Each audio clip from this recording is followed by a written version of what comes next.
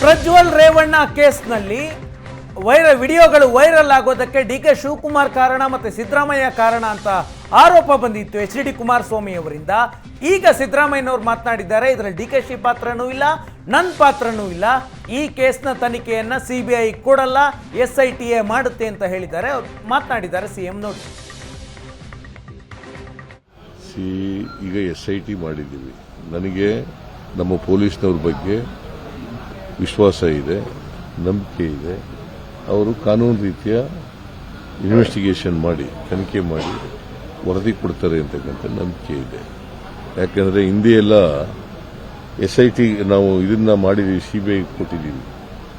ಬಿಜೆಪಿಯವರು ಯಾವತ್ತೂ ಕೂಡ CBIಗೂ ಒಂದು ಕೇಸ್ ಕೊಟ್ಟಿರಲಿಲ್ಲ. 13ರಿಂದ 18ರವರೆಗೆ ಒಂದೇ ಒಂದು ಕೇಸ್ ಕೊಟ್ಟಿರಲಿಲ್ಲ. ನಾವಿದ್ದು 13-18 ನಾವಿದ್ವಿ. ಆಗ ಏನಂತ ಕರಿತಿದ್ರು ಅಂತಂದ್ರೆ ಕರಪ್ಷನ್ ಬ್ಯೂರೋ ಆಫ್ ಇನ್ವೆಸ್ಟಿಗೇಷನ್ ಅಂತ ಕರಿತಿದ್ರು.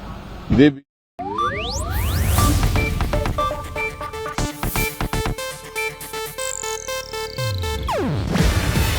ಇದು ಏಷ್ಯಾನೆಟ್ ನ್ಯೂಸ್ ನೆಟ್ವರ್ಕ್ ಪ್ರಸ್ತುತಿ.